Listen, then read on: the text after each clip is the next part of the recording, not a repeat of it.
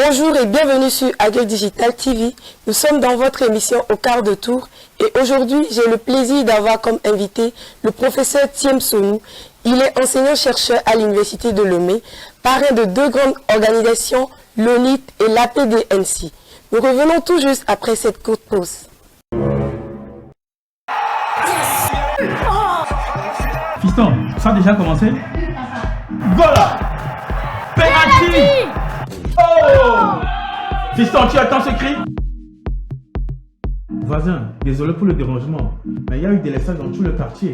Mais chez toi, l'électricité, quel est ton secret? Mon secret, c'est le groupe électrosolaire Kia Energy Group.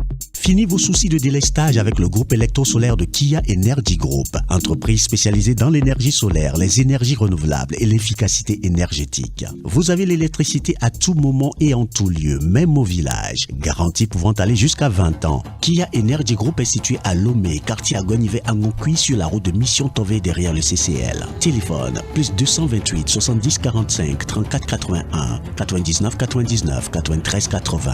Email info@kia-energy.com. Kia, move beyond the sky. Bonjour professeur Thiem. Bonjour madame la journaliste. J'espère que vous allez bien. Très bien, et vous? Très bien. Merci d'avoir accepté l'invitation d'AgriDigital. C'est un honneur pour moi. Alors, vous êtes enseignant-chercheur à l'Université de Lomé, option mathématiques appliquées. Vous avez soutenu votre thèse en juillet 87 et dirigé plusieurs thèses jusqu'à ce jour. Comment est née cette passion entre vous, la mécanique et la formation des ingénieurs? Vous savez, je suis d'une génération des combattants, des guerriers. À notre époque, à l'école, on n'avait que deux options. Aller à l'école et faire du sport. Donc, l'Internet, la télévision, nous, on ne connaissait pas. Si bien qu'on ait une promotion un peu particulière. On avait besoin d'apprendre et d'apprendre. Et surtout, d'apprendre les matières les plus complexes et les plus difficiles. Voilà comment est venue en moi la passion des mathématiques et des sciences physiques. Nous vivons aujourd'hui la troisième révolution industrielle, qui n'est d'autre que la révolution de l'informatique et de l'Internet. Comment cette révolution bouleverse-t-elle la mécanique ou l'ingénierie? Ok, ce que vous dites est vrai, mais je veux faire quand même une petite remarque. L'intervention du numérique dans la vie de l'ingénieur ne date pas d'aujourd'hui. Nous, pays pauvres, d'accord, on le voit aujourd'hui. Les Américains ont été sur la Lune en 1969.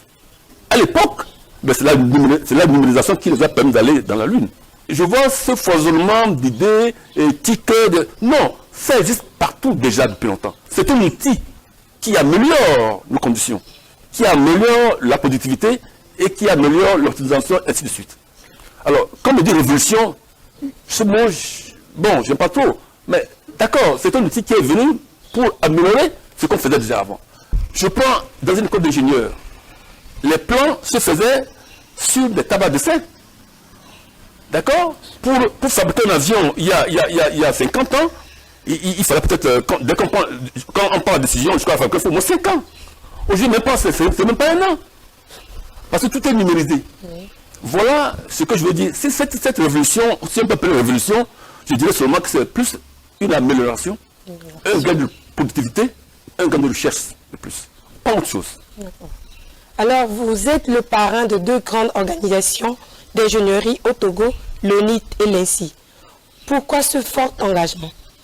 Oui, c'est vrai que j'ai déjà voulu être ingénieur dès ma temps d'enfance. Je veux rencontrer ma vie. Donc, je veux déjà être ingénieur. Je n'ai pas pu l'être, mais la nature a fait que je me suis retrouvé comme enseignant dans une école d'ingénieur. Donc, j'ai pris à bas le corps tous les problèmes de l'ingénieur, de l'entrée jusqu'à leur sortie. Donc, j'ai commencé par les organiser autrement. J'ai commencé par faire des liens entre l'école où j'ai enseigné ici à Lomé et d'autres écoles à l'extérieur pour pouvoir créer un département d'étudiants. Et je suis l'un des premiers à leur parler de leur association en leur disant, les ingénieurs, c'est à vous la richesse. C'est vous qui créez de la richesse. Donc vous devez vous organiser. Donc je suis le premier à leur lancer cette idée. Et quand ils ont mis l'association en place, naturellement, Ils m'ont pris comme parrain. Ok. Et on a été plus loin pour organiser tous les ingénieurs du Togo, pas seulement ceux qui viennent de l'ENSI. D'où la naissance de l'ONIT, que j'ai mené à bas le corps. Et comme ils n'étaient pas là-dedans, comme on dit, je leur ai dit non. L'ordre que je veux voir à l'OMESI, c'est différent des ordres que j'ai vus ailleurs. Ils me disent comment? Non, je veux que ce soit une institution de la République. C'était mon combat. Et on a réussi. Pour que l'ordre soit mis en place par l'Assemblée nationale. Ils sont devenus une institution. Ils ont un pouvoir aujourd'hui, l'ordre. Donc ils peuvent arrêter un travail. Ils peuvent arrêter un chantier. Ils ont le pouvoir. Ben oui, c'est très important. C'est eux qui disent bon, oui ou non. Parce que si tout est bien organisé, tôt ou tard, aucun ingénieur dans ce pays ne travaillera sans être un membre de l'ordre des ingénieurs, comme c'est fait ailleurs. Alors, professeur, que pensez-vous de la transformation de l'ENSI en école polytechnique et quels conseils donneriez-vous? Depuis que je suis entré dans cette école, j'ai compris une chose, que le Togo avait besoin encore au moins de 5 écoles d'ingénieurs, en dehors de ce qu'on a. Pourquoi? Parce que les jeunes, après le bac, série C, série D, série E, qui viennent déposer leur dossier pour être sélectionnés, ils sont au-delà de 1000. Ceux qu'on avait sélectionnés à cause de leur moyenne importante, ils sont autour de 1000. Après le concours, ce qu'on retient sont à peine 150. Et les autres, ils vont où? La question était simple. Alors pour moi, c'était clair que le Togo avait besoin encore au moins de 4 écoles d'ingénieurs. Parce que pour moi, l'ingénieur et le développement n'est pas dissocié. Or, un pays qui ne peut pas se développer, c'est un pays qui s'appauvrit, c'est un pays dans lequel la population souffre. Le développement entraîne la richesse, entraîne la puissance. Alors, à l'époque, j'ai rêvé, moi, d'une école de 500 places en première année, avec 10 filières, 50 personnes par filière. C'était mon rêve. Je disais, bon, pourquoi on ne pas appeler EPL? Ce mot-là, ça sort de moi. Il y a depuis longtemps que moi je pensais, je disais même dans la communauté des enseignants, même de certains ingénieurs qui sont sortis, mais il faut une école qu'on appelle EPL, École Polytechnique de Lomé, comme ça en l'air. L'ENSI que j'ai connu quand je suis venu, c'est une école qui s'est dégradée, sur tous les plans. Ah bon? Dégradée? Dégradée sur tous les plans. Sur le plan académique, sur le plan pédagogique, et surtout sur le plan des équipements. Je ne peux pas dire qu'on forme aujourd'hui des ingénieurs. Je ne sais pas si on forme aujourd'hui à l'ENSI. On a fait des projets au gouvernement, enfin, à la hiérarchie, à la présidente de l'université, pour donner nos besoins pour que l'ENSI devienne l'ENSI. Vous savez, pour chaque atelier, combien il faut mettre d'équipements? L'atelier génie mécanique, génie civil, génie électrique, minimum 15 milliards par atelier. Enfin, on est dans les 45 milliards. Pour que l'école soit une école de renom capable de former ce qu'on appelle des ingénieurs. Vous voyez, un privé dehors pour mettre 45 milliards. Mon problème, moi, c'était que on trouve les moyens pour que l'ENSI retrouve ses lettres de noblesse. Qu'on investisse à l'ENSI dans les ateliers mécaniques, dans les ateliers de génie civil, de génie électrique, qu'on investisse et qu'on élargisse le corps enseignant pour la qualification des enseignements qui doivent être faits à l'ENSI. C'est ça le vrai problème de l'ENSI. Si nous devons comprendre ce que vous venez de dire, c'est qu'il faut avoir les moyens pour se dire créer une école d'ingénierie. C'est pour ça, bien sûr madame, c'est pour ça que dans tous les pays, ce sont le domaine régalien de l'État, c'est l'État qui crée des écoles d'ingénieurs. Pourquoi? Tout à l'heure, comme je vous disais, l'État, c'est le sommet des dirigeants qui sont chargés de gouverner la cité. Leur rôle, c'est quoi? Quel est le premier rôle de ces dirigeants? C'est nous, en principe, c'est nous qui les avons mis là. C'est nous aider à avoir une meilleure condition de vie. Et pour ça, il faut qu'ils développent le pays. Or, pour développer le pays, il faut créer, il faut fabriquer, il faut construire. Qui fait ça? Ce sont les ingénieurs. Or, les ingénieurs, on les a où? En les formant. Donc tout le monde a compris, tous les pays ont compris que les écoles d'ingénieurs étaient une utilité capitale. Un pays qui n'a pas compris ça, ben c'est un pays qui se meurt. Parce que la ressource humaine dans un pays, c'est la clé du développement. Rien d'autre. Et la clé du développement, ce sont d'abord les ingénieurs. il faut les former et les former en quantité et en qualité. Et pour cela, il faut de vraies écoles d'ingénieurs qui sont aux normes. Alors, professeur, les ingénieurs formés à l'INSI ou dans d'autres pays de l'Afrique ont-ils le même niveau que ceux qui sont formés en France, en Chine ou en Inde? Bien sûr que non. Pour cela, il faut que je fasse une évaluation de toutes ces écoles. Comme tu l'as dit, je ne peux pas dire d'emblée qu'ils sont au même niveau. Moi, je dis tout de suite non. L'information est ce qu'elle est. L'individu aussi est ce qu'elle est. Et si on a des déficiences, on a des déficits dans l'information technique. Je prends le cas de l'INSI que je connais très bien. À cause de la pauvreté des ateliers qui sont mal équipés, nos ingénieurs sont techniquement faibles à la sortie.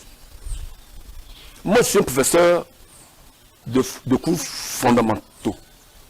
Les mathématiques, la physique, la mécanique, ainsi de suite. Ça, ce sont les outils dont a besoin l'ingénieur pour aller dans sa spécialité. Mais dès qu'il est en spécialité, là, il faut qu'il ne commence pas à toucher et qu'il produise. Mais sur quoi? Les ateliers sont vides, sont démunis. Voulez-vous comparer cet ingénieur qui sort à 5 ans avec un ingénieur qui vient de Chine? Pas du tout. Donc le gros problème aujourd'hui, comme je dis, on n'a pas compris. Si on avait compris, mais écoutez, moi je suis. Regardez autour de nous, quel pays n'a pas au moins 4-5 écoles d'ingénieurs? Que l'État a mis en place 4-5 écoles, des écoles qui sont aux normes. Et s'il va de l'INSI, l'INSI ce n'est plus une école d'ingénieurs. Ce fut une école. Mais là où je parle, là, je dis que Royfort, que l'INSI n'est plus une école d'ingénieurs. Et j'ai créé Royfort. Moi, dans ma quête et dans ma vision, je suis seul. Le drame, des fois, je suis seul. Et je suis toujours seul. Quelques ministres m'ont compris. Malheureusement, je n'ai pas pu faire grand-chose. Professeur, qu'est-ce qui explique que sur les grands travaux d'infrastructures dans nos pays, nos ingénieurs soient les seconds couteaux? Les grands travaux, souvent, sont malheureusement adjugés aux grandes entreprises qui ne sont pas des entreprises togolaises. Malheureusement. Parce que sur la place du marché, on n'en a pas assez. On n'en a même pas du tout. Donc, les entreprises qui arrivent de l'extérieur, souvent sur le terrain, ben, ils ont du mal à trouver de la compétence. Parce que nos ingénieurs sur place n'ont pas le temps de s'approprier de certaines expériences sur le terrain, sont souvent relégués à la dernière zone. C'est tout le problème. Maintenant, si nous, on a compris ça, il faut aussi que nos ingénieurs s'organisent pour créer des entreprises et qui font des tailles importantes et à leur sein pouvoir embaucher les ingénieurs togolais. Mais vous savez, la concurrence est rude. Vous ne pouvez pas sur un marché aller commencer par chercher un ingénieur pour lequel vous allez d'abord former avant qu'il accède au poste que vous lui donnez. Mais vous ne pouvez pas. Alors que sur place, il y a des gens qui viennent de la Côte d'Ivoire, du Ghana, qui ont déjà cette technicité, qui ont déjà ce savoir-faire. Tout ça, c'est notre faute à nous. Et je pense que ces questions peuvent être abordées par l'ordre des ingénieurs et régler ce problème. Alors, dans un pays qui est à la quête de l'émergence, quel rôle assignerez-vous à l'Ordre national des ingénieurs dont vous parrainez tout le processus de création? Tous les pays aujourd'hui sont à la quête de l'émergence. C'est devenu le mot-clé. L'émergence. L'émergence. Mais comment, au fait? C'est un mot qui découle de quoi? Moi, ça ne m'intéresse pas ce mot. Ce qui m'intéresse, c'est le développement. Le développement. Le mot, toute la puissance est tout dans ce mot. Et les gens n'ont pas compris, depuis le bout de temps. Les gens ont compris que ce mot gérait le monde. Ce mot développement entraîne la richesse et la puissance. L'émergence, c'est une conséquence. Est-ce que les pays riches se disent émergents? Ça n'a pas de sens, ce mot émergent. C'est politique, ce mot. Ce mot ne m'intéresse pas. Le mot qui m'intéresse, c'est le développement. Le développement. Vous comprenez? Donc, aujourd'hui, j'estime que l'ONU, je leur ai dit, haut et fort, ils ont un rôle important. Je leur ai dit souvent, si je me suis battu pour que votre ordre soit une institution, c'est pas parce que vous, c'est pas pour que vous allez rester dans les placards. Non! Levez-vous comme une personne. Et ils ont commencé. Les travaux qui se faisaient avec le BOMAF, ils ont intervenu, ils ont corrigé. Les travaux qui se faisaient avec, sur la route de l'Anéo, le Manéo, ils ont intervenu, ils ont corrigé. Parce qu'ils sont devenus une institution. C'est un début. Donc, quand vous parlez de l'émergence via le développement, ben, ils ont un rôle primordial à jouer. Alors, nous sommes presque arrivés à la fin de notre émission. Vous qui avez été le plus jeune directeur du premier gouvernement de Edem Kodio sous le feu et Yadema, quel conseil donneriez-vous aux jeunes cadres d'aujourd'hui?